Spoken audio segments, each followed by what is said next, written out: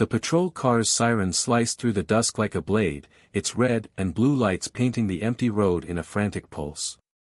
Amara Cole gripped the steering wheel, her knuckles tight, her heart hammering as she eased her sedan to the shoulder. She hadn't been speeding, hadn't done anything wrong, but the weight of the moment told her this wasn't about a broken taillight. The rearview mirror framed two officers stepping out of their cruiser, their silhouettes sharp against the fading orange sky. Amara's breath caught as she recognized the look in their eyes through the side mirror, suspicion, cold and unyielding, the kind she'd seen too many times growing up in a town where her skin made her a target before she could speak. She whispered a prayer, not for safety. She'd stopped believing in that years ago, but for strength to keep her voice steady. "License and registration," Officer Brandt demanded, his voice clipped as he leaned toward her window. His partner, Officer Lyle, stood a few paces back, hand resting on his holster, eyes scanning her car like she was smuggling secrets. Amara handed over her documents with deliberate calm, her hands steady despite the fire in her chest.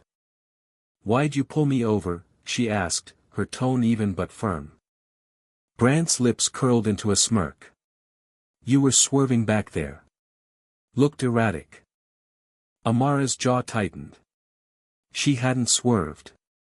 She'd driven this road 100 times, careful as always, knowing how a single misstep could spiral into something worse. "I was driving straight, officer. I'd like to know the real reason." Lyle stepped closer, his shadow looming. "You questioning us, ma'am?" His voice carried an edge, the kind that dared her to push back. The air grew thick, the tension coiling like a spring. Amara's pulse raced, but she held their gaze, refusing to shrink. She'd learned long ago that silence could be mistaken for guilt. "I'm asking for clarity," she said, her voice steady but laced with steel. "I have a right to know." Brandt snorted, flipping through her documents with exaggerated slowness. "Rights, huh? You got an attitude for someone out here alone." The word "alone" hung heavy, a veiled threat. Amara's mind raced. She wasn't alone, not really. Her husband, Marcus, was due home any minute, and he'd know what to do. But the thought of him arriving now, with these officers primed for confrontation, sent a chill down her spine.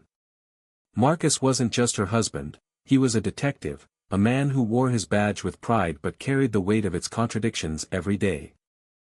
The officers exchanged a glance, and Lyle's hand twitched near his holster. "Step out of the vehicle," he ordered, his tone leaving no room for argument. Amara's heart sank, but she complied, stepping onto the gravel with deliberate slowness. The evening air was cool, but sweat beaded on her neck.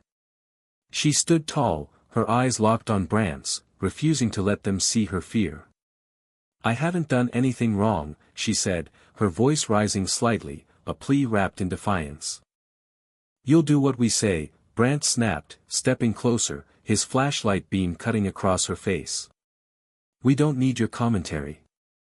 The sound of tires crunching gravel broke the moment. Headlights swept across the scene, and a sleek black SUV pulled up behind the patrol car. Amara's breath caught as Marcus stepped out, his suit crisp despite the long day, his detective badge glinting in the low light. His eyes locked onto the scene, his wife, cornered by two officers, their postures aggressive and his face hardened into something fierce, protective, unstoppable. "Officers," Marcus called, his voice calm but carrying the weight of authority. "What's going on here?" Brandt and Lyle froze, their confidence flickering as Marcus approached, his badge held high. The air shifted, the power dynamic tilting like a seesaw. Amara felt a spark of relief, but it was fleeting. Marcus's arrival could de-escalate this, or it could ignite it. "Who the hell are you?" Lyle demanded, his hand still hovering near his gun. "Detective Marcus Cole, Riverton PD," Marcus said, his voice steady but laced with a warning. "That's my wife you're harassing." Brandt's smirk faded, replaced by a scowl. "Harassing? We're doing our job." She was driving erratically. Marcus stepped closer, his eyes narrowing. "Erratically? Or did you pull her over because she's black and you thought you could?" The accusation hung like a thunderclap. Lyle's face reddened, and Brant's hand clenched around Amara's documents. "You don't get to throw that card," Brant spat. "We're following protocol." "Protocol?" Marcus's voice rose, sharp and unyielding. "Protocol doesn't mean targeting my wife for no reason. Hand over her documents. Now." Amara stood frozen, her heart pounding as the tension crackled. Marcus's presence was a shield, but it also raised the stakes. She knew how these moments could spiral, how a badge didn't always protect a black man, even one who wore it. She wanted to scream at him to be careful, to not push too hard, but she also knew Marcus wouldn't back down. Not for her. Not for this. Lyle took a step toward Marcus, his posture aggressive. "You don't give orders here, detective. Back off, or we'll have a problem." Marcus didn't flinch. "You already have a problem. You're detaining an innocent woman without cause. I'm not asking him, telling you to let her go." The standoff stretched, seconds feeling like hours. Amara's eyes darted between the men, her mind racing with worst-case scenarios. She'd seen the news, read the stories, knew how quickly things could go wrong. But she also knew Marcus, his unyielding sense of justice, his refusal to let fear dictate his actions. Brant tossed Amara's documents onto the hood of her car, a gesture of defiance more than compliance. "Take them and get out of here," he said, his voice dripping with resentment. "But don't think this is over." Marcus stepped forward, retrieving the documents with a steady hand, but his eyes never left Brant's. "It's over when you stop targeting people who look like us," he said, his voice low but searing. "And I'll make sure your captain hears about this." Amara slid back into her car, her hands trembling as she gripped the wheel again. Marcus stood by her window, his presence a quiet anchor. "Drive home," he said softly. "I'll follow you." As she pulled away, the patrol car's lights still flashing in her rearview, Amara felt the weight of the encounter settle into her bones. It wasn't just about tonight, it was about every night, every glance, every assumption that had followed her and Marcus through their lives. But as she glanced at Marcus's SUV in the mirror, she felt something else, a flicker of hope, fragile but real, that their fight, their love, their refusal to break, could carve out a better world. The road stretched ahead, dark and uncertain, but Amara drove on, knowing Marcus was right behind her. They'd face this together, as they always had, two souls bound by love and a shared resolve to demand justice, no matter the cost. The encounter wasn't the end, but a beginning. Amara and Marcus had spent years navigating a world that often judged them before they spoke, a world where a routine drive could become a battleground. Amara, a high school history teacher, had dedicated her life to teaching her students about the past, not just the triumphs, but the ugly truths of systemic racism that still echoed in the present. Marcus, a detective who'd risen through the ranks despite skepticism from colleagues, carried his badge like a double-edged sword, a symbol of authority, but also a reminder of the system's flaws. Their marriage was a partnership forged in resilience. They'd met in college, two young idealists who believed they could change the world. Over time, that idealism had been tempered by reality, be the stares, the slurs, the subtle and not-so-subtle ways the world reminded them of their place. Yet they'd built a life together, a home filled with love and laughter, even as they braced for moments like tonight. Back at home, Amara sat at the kitchen table, her hands wrapped around a mug of tea that had long gone cold. Marcus paced, his tie loosened, his badge resting on the counter like a silent witness. "I'm filing a formal complaint," he said, his voice tight. Brant and Lyle crossed a line. Amara nodded, but her eyes were distant. "It's not just them, Marcus. It's the whole system. They looked at me and saw a threat, not a person. And when you showed up, they didn't see a detective, they saw a black man challenging them." Marcus stopped pacing, his expression softening as he knelt beside her. "I know," he said, taking her hand. "But we don't stop fighting. We can't." The next morning, Marcus drove to the precinct, his complaint drafted and ready. He knew it wouldn't be easy. Cops protected their own, and he'd seen too many complaints dismissed as misunderstandings. But he also knew silence wasn't an option. At the precinct, he faced Captain Hargrove, a grizzled veteran with a reputation for fairness but a reluctance to rock the boat. "Marcus, you're sure about this?" Hargrove asked, skimming the complaint. "Brant and Lyle are good officers. Maybe it was a bad call, but harassment? That's a serious claim." "It's not a claim, it's what happened," Marcus said, his voice steady but firm. "They targeted Amara without cause. If I hadn't shown up, who knows how far it would have gone." Hargrove sighed, rubbing his temples. "I'll look into it, but you know how this works. It's your word against theirs, and you're not exactly an outsider. People will say you're biased." "Then let them say it," Marcus replied. "I'm not letting this slide."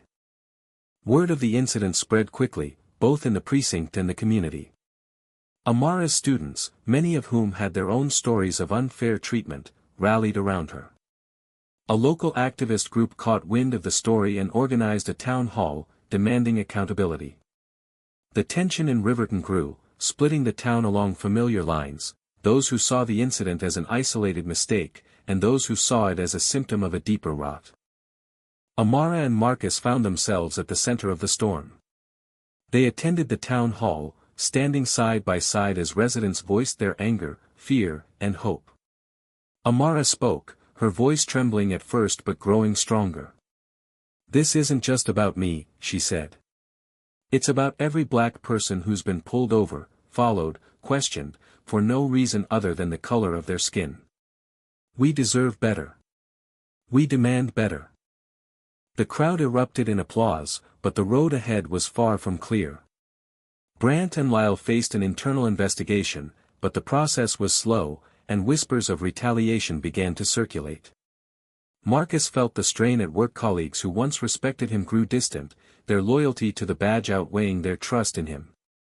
Yet Amara and Marcus refused to back down.